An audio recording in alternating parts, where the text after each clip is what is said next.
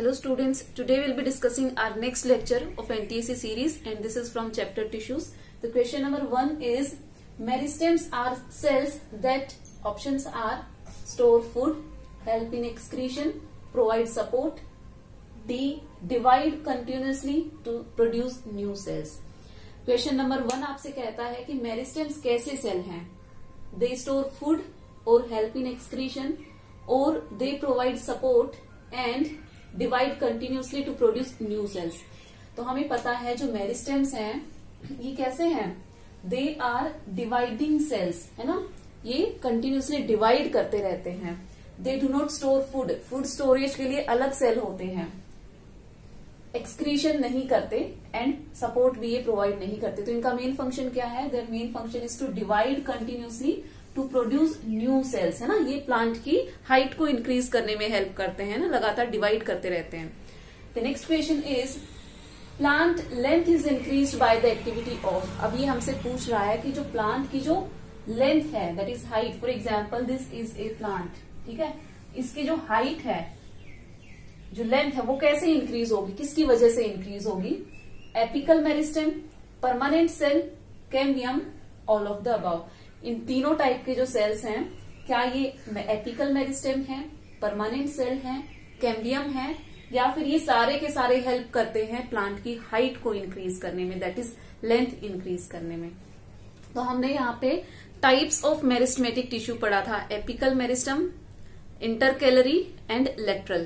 तो आपको पता होना चाहिए the right answer is apical meristem because it is present on the tips of root and shoot. Shoot and root की जो टिप्स होती है वहां पे पाया जाता है एपिकल मेरिस्टेम. अगर ये शूट की टिप के ऊपर प्रेजेंट है मतलब ये प्लांट की हाइट को, लेंथ को इंक्रीज करवाने में हेल्प कर रहा है. So right answer is apical meristem. Next question says the wall of cork cells are thickened by the deposition of. जो कॉर्क सेल होते हैं जो कि सेकेंडरी ग्रोथ के टाइम पे बनते हैं, उनकी वॉल में किस चीज का डिपोजिशन होता है? ठीक है, क्या चीज रहती है उनकी वॉल में? The options are cutin, lignin, cellulose और सुबेरिन. तो ये आपके एनसीईआरटी का डायरेक्ट क्वेश्चन है. एनसीईआरटी में एक लाइन भी गिवन है. The right answer is suberin. ठीक है, सेलुलोज क्यों नहीं हो सकता इसका आंसर? क्योंकि हमें पता है कि जो नॉर्मल सेल वॉल है it is made up of cellulose. ठीक है, और यहाँ पे बात हो रही है कॉर्क सेल्स के बारे में कि उनके पास क्या ऐसी स्पेशलिटी है कि वो थिक हो जाते हैं. तो सेलुलोज इसका आंसर हो नहीं सकता. जो लिग्निन है ये भी इसका आंसर नहीं हो सकता. क्यों नहीं हो सकता? क्योंकि ये किसमें पाया जाता है? स्क्लेरेनकाइमा में पाया जाता है और ये सपोर्ट प्रोवाइड करने में हेल्प करता है. क्यूटिन भी नहीं हो सकता. क्यों नहीं हो सकता? ये कहाँ पाया जाएगा? ये जनरली एक वैक्सी लेयर आप कह सकते हो, वैक्स लाइक मटेरियल है जो कि प्लांट के स्टेम या फिर लीव्स पे, जनरली ये लीव्स पे पाया जाता है ताकि ट्रांसपीरेशन को कम कर सके. जो वाटर लॉस होता है प्लांट से वो कम कर सके. और जनरली जो डेजर्ट एरिया में पाए जाने वाले प्लांट्स हैं उनमें ये लेयर पाई जाती है, दैट इज क्यूटिकल लेयर. तो ये भी इसका आंसर नहीं हो सकता. लिग्निन भी नहीं हो सकता एंड सेलुलोज भी नहीं हो सकता. सो the right answer is suberin. ठीक है, ये इसका राइट आंसर है. अब नेक्स्ट क्वेश्चन की हम बात करते हैं. और next question is ligaments join. जो लिगामेंट होती है वो किसको जॉइन करती है? Options are bone to muscle, bone to bone, muscle to muscle और नन ऑफ द अबाव. जो लिगामेंट है वो किसको कनेक्ट करती है? एक मसल को दूसरी मसल से कनेक्ट करती है, एक बोन को दूसरी बोन से कनेक्ट करती है, या फिर मसल को बोन से कनेक्ट करती है, या फिर इनमें से किसी को भी वो कनेक्ट नहीं करती है.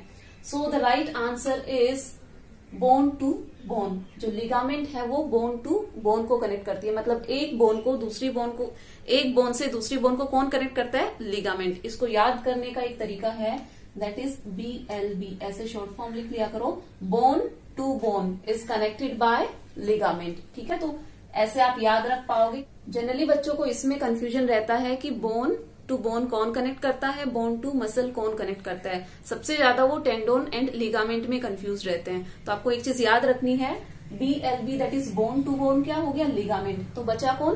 टेंडोन. तो टेंडोन किसको कनेक्ट करेगा? Muscle to bone. मसल को बोन से कौन कनेक्ट करेगा? टेंडोन. ठीक है, MTB. तो BLB याद रख लो, MTB खुद ही याद हो जाएगा. ठीक है.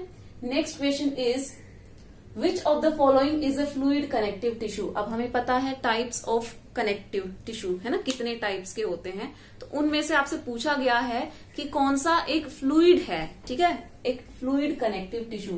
तो अगर आपको ये नहीं भी आता होगा, कनेक्टिव टिश्यू के टाइप्स नहीं भी पता होंगे, तो भी आप इसको इजीली आंसर कर पाओगे, क्योंकि ये तो हमें पता ही है। Blood, areolar tissue, nervous tissue या फिर लिगामेंट।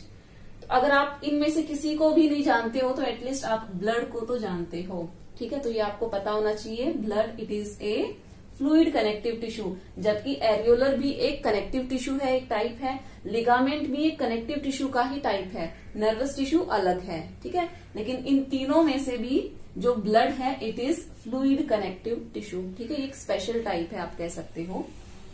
नेक्स्ट हम बात करते हैं एरियोलर टिश्यू की। Areolar tissue is a nervous tissue, connective tissue, epithelium या फिर मस्कुलर टिश्यू। तो जस्ट अभी हमने ऊपर बात की है कि it is a connective tissue. Areolar क्या है, ये एक कनेक्टिव टिश्यू है।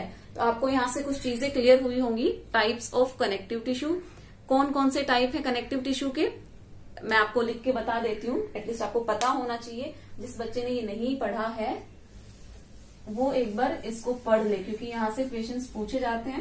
ज्यादा टफ क्वेश्चन नहीं पूछे जाएंगे, बट एटलीस्ट कॉन्सेप्ट आपको पता होना चाहिए। कनेक्टिव टिश्यू के टाइप्स,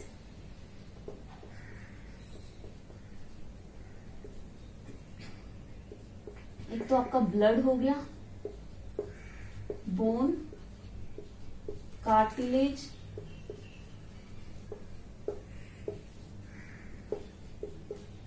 एरियोलर, एडिपोज, ठीक है। ये कुछ टाइप्स हैं किसके, कनेक्टिव टिश्यू के। ये कनेक्ट करते हैं एक टिश्यू को दूसरे टिश्यू से, एक ऑर्गन को दूसरे ऑर्गन से। इतनी बात क्लियर है, एटलीस्ट इतने आपको पता होने चाहिए। नेक्स्ट क्वेश्चन पे आगे बढ़ते हैं हम। Next question is, in plants phloem tissue performs the function of. Plants में जो फ्लोएम टिश्यू है उसका क्या फंक्शन है। Options are photosynthesis, mechanical support, conduction of water और कंडक्शन ऑफ फूड। ये तो हमें अच्छे से पता है कि फोटोसिंथेसिस तो ये नहीं कराता है, ना ही किसी तरीके का मैकेनिकल सपोर्ट प्रोवाइड करता है। लेकिन सबसे ज्यादा कंफ्यूजन कहाँ होता है, in the conduction of water और फूड। तो आपको याद रखना है, दो टिश्यूज हैं जिनको हम वेस्कुलर बंडल बोलते हैं एक साथ, that is xylem and phloem, ठीक है। Xylem conduction of water and phloem conduction of food, ठीक है। ये चीजें आपको याद रखनी है। तो right answer will B conduction of food, option D, ठीक है। क्योंकि जाइलम तो वाटर को कंडक्ट कर रहा है, रूट से एब्जॉर्ब करेगा वाटर को, ठीक है, और कंडक्ट करेगा शूट के लिए, ताकि लीव्स अपना फूड सिंथेसिस करेंगी। और जब फूड का सिंथेसिस हो जाएगा तो उसको रूट तक कौन पहुंचाएगा, या प्लांट के बाकी के बॉडी पार्ट्स तक कौन पहुंचाएगा, उसको फ्लोएम पहुंचाएगा, ठीक है। तो फ्लोएम का फंक्शन क्या हो गया, कंडक्शन ऑफ फूड, ठीक है। Next question is, entire body surface and body cavities are lined by. मतलब जो हमारी पूरी बॉडी की जो कैविटीज हैं वो किससे लाइंड बाय होती है, एंड हमारा जो बॉडी का सरफेस है दैट इज स्किन, ये किससे बना हुआ है, कौन सी लेयर है, कौन सा टिश्यू है। Options are connective tissue, epithelium, muscular tissue, all of the above. अब हमें बताना है इनमें से क्या एक पॉसिबल आंसर हो सकता है। कनेक्टिव टिश्यू, हाँ, बॉडी में पाया जाता है, एक ऑर्गन को दूसरे ऑर्गन से कनेक्ट करता है, but it is not present on the surface of our body. जो हमारी बॉडी की जो कैविटीज हैं, जो सरफेस है, वहां पे नहीं पाया जाता है। The right answer is epithelium. अब आप याद करो, हमने प्लांट्स में क्या पढ़ा था कि एपिडर्मिस, है ना, आउटर लेयर या कवरिंग जो थी प्लांट की, जो पूरी बॉडी को लाइन कर रही थी, पूरी बॉडी को कवर कर रही थी, दैट वाज एपिडर्मिस। तो ऐसे ही एनिमल्स के पास में भी लेयर है, स्किन, जो हमारी ये जो स्किन है it is lined by epithelium tissue, ठीक है। ये एक टिश्यू है दैट इज एपिथेलियम। तो इतना आपको क्लियर हुआ कॉन्सेप्ट। अब हम नेक्स्ट क्वेश्चन पे आते हैं। Next question is, intercalated disc are present in.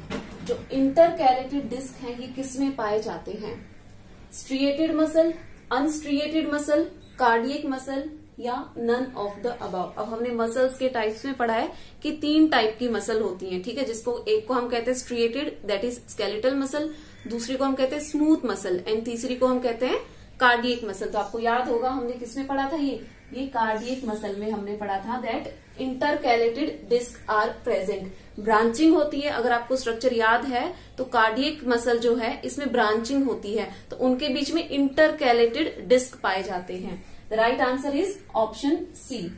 Next question is yellow muscle fibres are also called. जो येलो मसल फाइबर्स है इनका दूसरा नाम क्या है, इनको हम और किस नाम से जानते हैं? Options are tendon, ligament, muscle या none of the above. So the right answer is ligament. ये कैसे क्वेश्चंस हैं, अगर आपने चैप्टर पढ़ा है तो आप आंसर कर पाओगे, अगर आपने चैप्टर नहीं पढ़ा है तो आपको कोई आइडिया भी नहीं होगा कि हम किन के बारे में बात कर रहे हैं। तो आपको पता होना चाहिए कि ये सारे के सारे हम क्या पढ़ रहे हैं।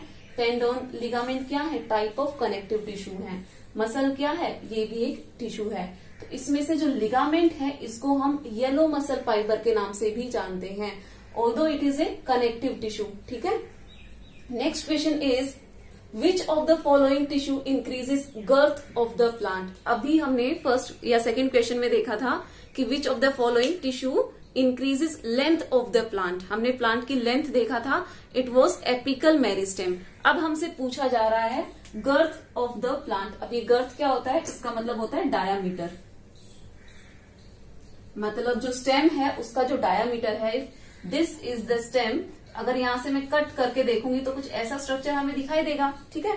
तो ये डायामीटर ऑफ द स्टेम, इसकी इंक्रीजमेंट कौन करवा रहा है, मतलब अगर ये इतना पतला स्टेम है, इसकी अगर गर्थ इंक्रीज हो गई, डायामीटर इंक्रीज हो गया, तो इसकी चौड़ाई इंक्रीज हो जाएगी। ठीक है। तो आपसे पूछा जा रहा है कि कौन सा ऐसा टिश्यू है जो ये फंक्शन करवा रहा है। ठीक है, डायामीटर इंक्रीज करवा रहा है। Options are lateral meristem, apical meristem, intercalary meristem या फिर एपिडर्मिस। तो आप इजीली आंसर एलिमिनेट कर पाओगे। सबसे पहले हम एपिडर्मिस को ही एलिमिनेट कर देते हैं। It is the outermost covering of plant, है ना, प्लांट की ये कवरिंग है। Then will talk about apical. ये भी नहीं हो सकता क्योंकि ये तो हाइट को इंक्रीज करवा रहा था। ठीक है, याद है टिप्स पे प्रेजेंट था, तो हाइट को इंक्रीज करवाएगा, ये चौड़ाई को इंक्रीज नहीं करवाएगा। Then lateral meristem and intercalary meristem. अब अगर आपको याद है स्पेसिफिकली हमने क्या देखा था, जो इंटरकैलरी है वो at the base of the node, जो नोड्स होती है उसकी बेस पे पाया जाता है, जनरली इन मोनोकोट्स, है ना। तो आपको याद होगा कि अगर घास को कोई जानवर खा के चला जाए तो एपिकल मेरिस्टेम तो चला गया, उसके साथ में उसने खा लिया, तो अब उसकी वापस से हाइट कैसे इंक्रीज होगी, तो कौन हेल्प करता है उसमें, इंटरकैलरी हेल्प करता है। तो ये भी राइट आंसर नहीं हो सकता because we are talking about the girth और या फिर डायमीटर ऑफ द प्लांट। तो right answer will be lateral meristem. जो लेटरल मेरिस्टेम है वो साइड साइड में प्रेजेंट होगा एंड साइडवेज ग्रोथ करवाएगा प्लांट की। ठीक है, आपने देखा होगा कि जो बहुत पुराने पुराने जो ट्रीज हैं उनकी जो उनका जो स्टेम है वो कितना मोटा रहता है ना, कितना चौड़ा रहता है, because of the secondary growth and because of the lateral meristem. ठीक है, आज हम इतने क्वेश्चन डिस्कस करेंगे। अब अगले आने वाले वीडियो में हम बाकी के क्वेश्चंस डिस्कस करेंगे। Thank you so much.